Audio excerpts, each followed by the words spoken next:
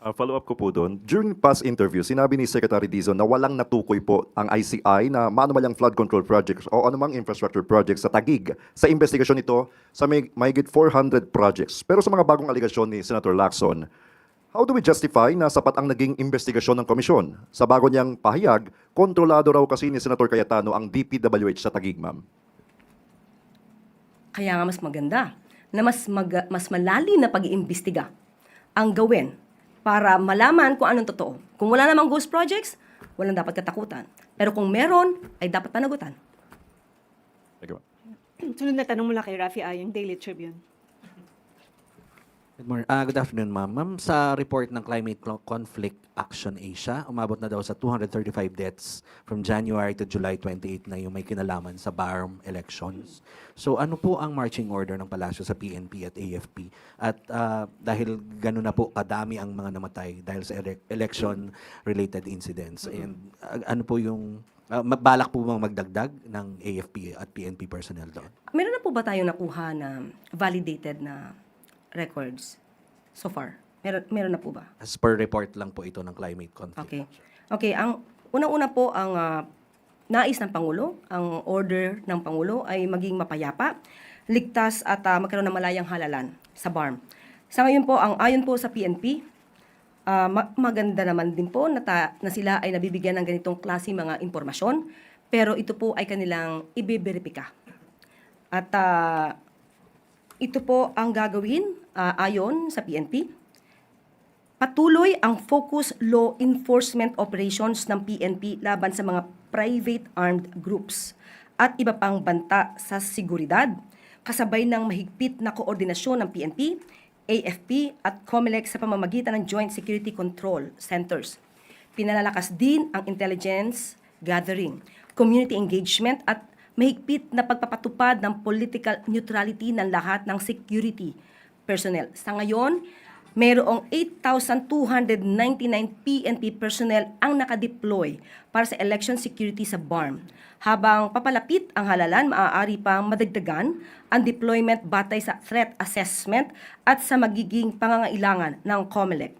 Katuwang ng PNP ang AFP at Philippine Coast Guard sa pagpapatibay ng seguridad, lalo sa mga election areas of concern na tinukoy ng COMELEC upang matiyak ang ligtas, mapayapa at maayos na pagsasagawa ng halalan. Yan po ang ayon sa PNP. At ayon din naman po sa COMELEC, yung nasasabing mga issue ng violence ay hindi po election-related. Personal conflicts ito ayon sa COMELEC. But anumang mangyayari, ang PNP po, ang FP, Philippine Coast Guard ay handa po para matiyak ang kapayapaan sa halalang darating. Sunod na tanong mula kay Maricel Halili, TV5. Good afternoon, Yusek. Yusek, a group of concerned citizens filed a complaint against Secretary Pujalte. Did the President learn about this? This is allegedly due to his involvement in some gambling activities. What was the reaction of the President? Kung may ganito pong mga issue ay dapat lang po talagang lumabas. Kailangan pong maimbestigahan at kung ano man po ang kalalabasan nito ay hahayaan po natin ang Pangulo na mag-desisyon patungkol dyan. Do you see a need, ma'am, na mag-impose ng preventive suspension against the Secretary while the investigation is ongoing? Kasama po kasi yan doon sa nire-request nila. Sa ngayon, hindi pa po na ipapaabot ng Pangulo kung mag-i-issue ng ganyan kay Secretary Pujalte. Pero tingnan po natin sa mga susunod na mga oras or araw at ibibigay ko po sa inyo ang pinaka-update. But as of now, can we say that the President still trusts the Secretary? Sa ngayon po na wala pa naman pong nailalabas na anumang concrete evidence, maliban lamang po talaga kung ito talaga ay mapapatotohanan na, doon lamang po kikilos ang ating Pangulo. Sunod na tanong mula kay Alvin Baltasar, Radyo Pilipinas. Yusek, comment lang ng palas doon sa lumabas na sexual and character assassination plot against Executive Secretary Recto for the purpose of setting him up in a fabricated scandal.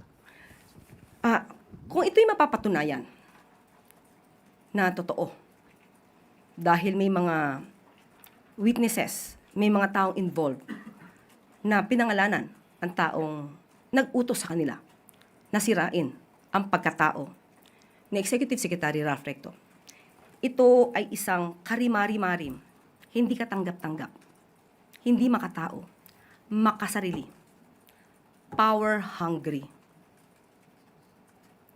gawaing paggawa ng intriga, pagplanta ng ebidensya. Diyan ba sila sanay? Diyan ba sila eksperto? Ito yung iniiwasan ng pamahalaan. Kaya nga meron tayong tinatawag na due process. Proseso ang pinapatupad ng pamahalaan, ng administrasyon ni Pangulong Marcos Jr. Ayaw natin yung naranasan natin nung nakaraang administrasyon. Pero pilit pa rin nilang ginagawa sa ngayon. Hindi ito unang beses. Madami na tayong nakita, marami na tayong naobserbahan na yung ibang mga inilalatag nilang mga di umanong testigo ay gawa-gawa lamang. Sino ngayon ang nagpapagulo sa bansang ito? Sinabi ng Vice Presidente na ang bansa natin ay in chaos. Sino ang gumagawa ng gulo sa bansa natin? Definitely, hindi ang Pangulong Marcos Jr. Sino ang mga kaalyadong tinuturo na gumawa nito? Ito ba ang ugali na ipamamana natin sa ating mga kabataang Pilipino? Hindi dapat ganito nakikita ang karahasan, paggawa ng kwento, paninira. Napakarampant na ng ginagawa nila. At ito ay nakakasira sa gobyerno, nakakasira sa isipan ng ating mga kabataan. Yusek, follow-up lang. Is mo lang kanyang convinced na hindi lang nagtatapos kay Congress, since nabanggit naman si Congressman Lebiste at saka si dating Congressman Jing Paras. Kumbinsido ba ang palasyo na hindi lang nagtatapos doon sa dalawa yung itong plot kay Executive Secretary? Sa ngayon po, ang NBI, sa pamumuno po ni NBI Director Matibag, ay inaalam pa po ang pinakalalim nito. Dahil pwedeng hindi lamang si ES Ralph Recto ang nais nilang biktimahin. So, dapat natin ito malaman. So, tayo lahat, kayo mga lehitimo, taga-mainstream media, ipaglaban ninyo ang inyong karangalan, ang inyong dignidad bilang tagapagbalita ng tama, hindi fake news. Sunod na tanong mula kay Tristan Nadalo, Newswatch Plus. Yusek, maiba lang po na topic yung sa pag-grant ng Sandigan Bayan ng bail kay former Senator Revilla. Some groups have expressed their disappointment by the decision, kabilang po yung grupong Spark na sinabi po nila it showed the failure of the Ombudsman to convince both the public and the courts of the strength of their anti-corruption cases.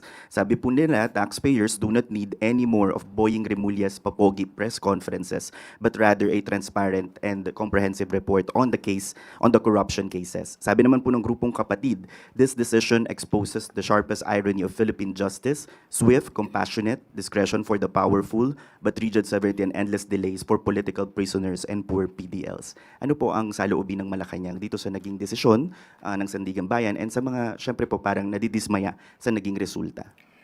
Sa pagkakataong ito, tandaan po natin, hindi lamang po si dating Senador Bong Revilla ang akusado rito.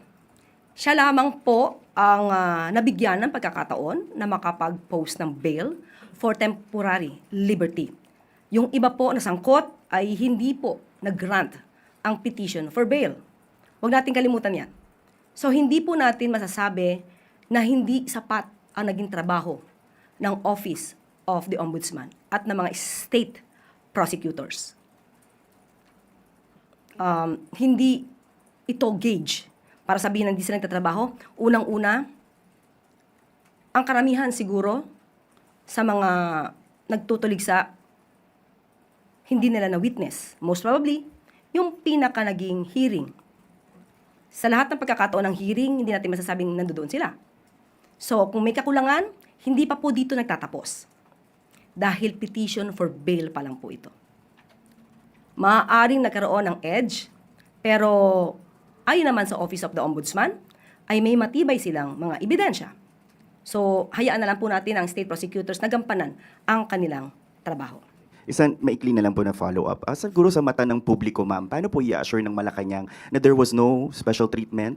Because in our previous briefings, ang lagi po nating ina-example nga is, ang unang nasampahan ng kaso ay kaalyado mismo ni Pangulong Marcos, which is former Senator Revilla. Pero at this point, siya po yung nabigyan ng piyansa or ng pagkakataong magpiyansa. Baka lang po maging iba yung pagtingin ng publiko. Ano po ang pagtitiyak dito ng Malacanang when it comes to corruption cases? Give me the concrete question. What do you mean, maiiba ang pagtingin ng tao? In what way? Baka lang po sabihin may selective justice na naman po. Selective justice, Nap- dahil napakawalan siya or nagkaroon ng temporary liberty, Bilang siya po ay kaalyado din ng Pangulo as compared to others na hindi pa po nabibigyan ng ganitong desisyon o pagkakataon. Unang-una, ang pagdedesisyon po yan, hindi po hawak ng Pangulo ang judiciary. Alam natin na may separation of powers.